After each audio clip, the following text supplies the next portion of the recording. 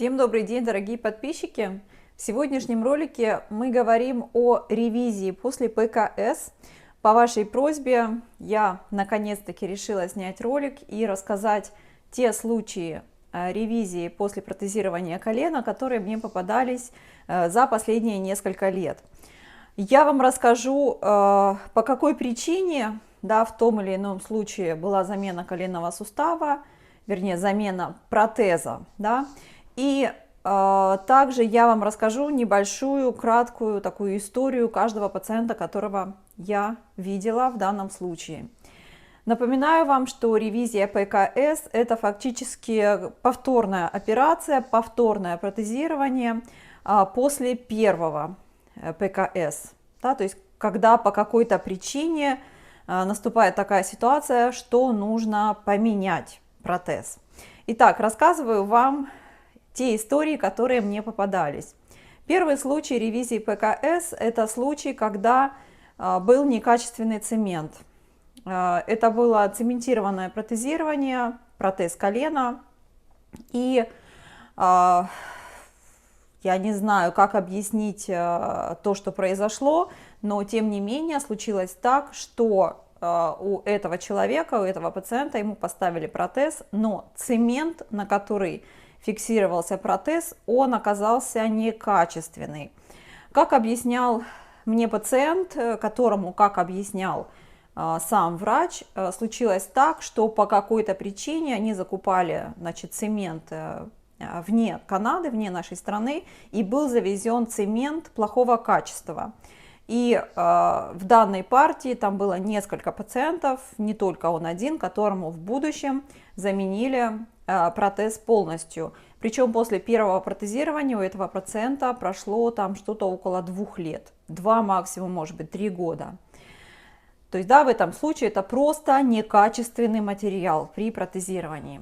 Следующий случай, когда я встречала ревизионное протезирование, это когда у человека, у пациента лопнул пластиковый вкладыш в протезе. Опять же, речь идет о протезе колена. Как вы знаете, при протезировании колена там заменяются части сустава, кость сверху, кость снизу, и вставляются такие пластиковые вкладыши. Прокладки еще их называют, вкладыши. Так вот, у одного из моих пациентов этот пластиковый вкладыш просто лопнул.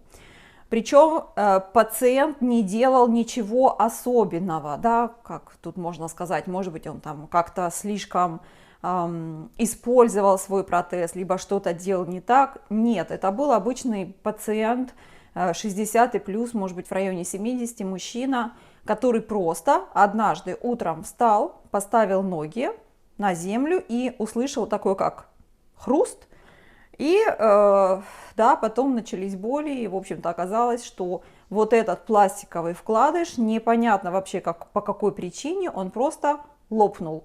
То есть в этом случае этому пациенту ему не меняли полностью протез, ему меняли только вот эти пластиковые вкладыши. Но я не ручаюсь, что в других странах при данной проблеме, именно при проблеме, когда портится вот этот пластиковый вкладыш, не меняется полностью протез, но вот в его случае ему не меняли полностью протез, а заменили только пластиковый вкладыш. Следующий случай ревизионного протезирования, это также было колено, у меня сегодня одни колени. Это также был случай с одной из мадам после протезирования колена. И эта женщина, тоже так в районе 70, она падала в повторении. То есть она падала несколько раз, там раза 4-5 она упала, и в какой-то момент, однажды, она упала так сильно с лестницы, она говорит, не заметила последнюю ступеньку, свалилась и прям на коленный сустав, и сустав, протез, вернее, он каким-то образом там нарушился. Я подозреваю, что здесь шла речь все-таки об отколе цемента. И опять же наступили сильные боли, и ей пришлось полностью заменить коленный сустав, полностью заменить протез. И последний случай, который мне пришел также в голову, пока я готовилась, вспоминала, это была довольно молодая женщина в районе 50 лет. у нее тоже была ревизия коленного сустава, ревизия ПКС. И в ее случае, да, вот как бы ей до конца не сказали, почему так случилось, что ей нужно было заменить протез. Потому что, как она говорит, по ее объяснению, с самого начала, вот с самых первых дней, она понимала, что что-то не так с ее протезом, потому что были сильные боли, были очень сильные ограничения в использовании лестницы, да, то есть она не могла нормально спускаться, подниматься, как бы уже даже через несколько месяцев. Она постоянно чувствовала какое-то что-то не то, какие-то боли, какое-то что-то непонятное состояние. Она несколько раз обращалась, конечно же, к своему оперирующему врачу, который оттягивал операцию, и в итоге прошел год, то есть он ей дал год.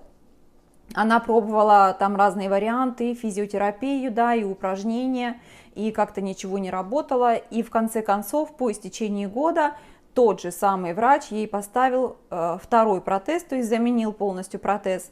И вот в этот момент я ее увидела, и уже со мной, когда я пришла, начала с ней реабилитацию, то она сказала, что вот теперь она чувствует, что с ее протезом все в порядке. То есть, да, то есть она прямо, говорит, почувствовала, что это совершенно другая ситуация, как у нее была в первый раз.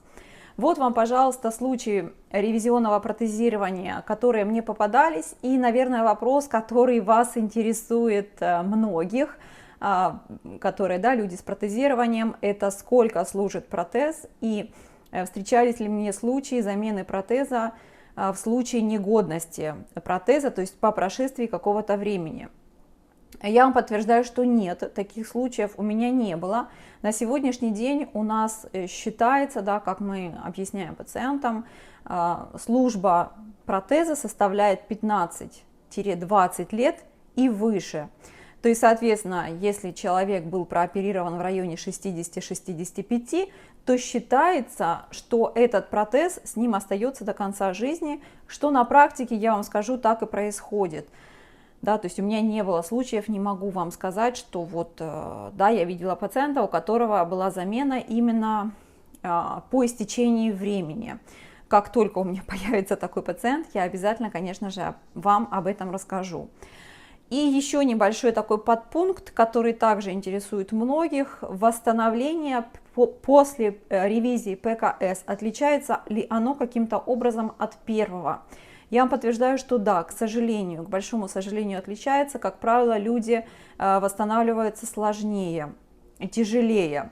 То есть, ну это логично, наверное, да, потому что представьте, сустав разворотили второй раз, то есть была повторная операция, повторное подтверждение и, соответственно, повторное восстановление, оно проходит, как правило, сложнее, болезненнее, сложнее, может быть, немножко дольше. Все, вот такие случаи я вам рассказала из своей практики. Пишите, пожалуйста, в комментариях ваше мнение. Если у вас было ревизионное протезирование, будет классно, если вы также напишите отзыв. А я прощаюсь с вами до следующих роликов. Всем пока-пока.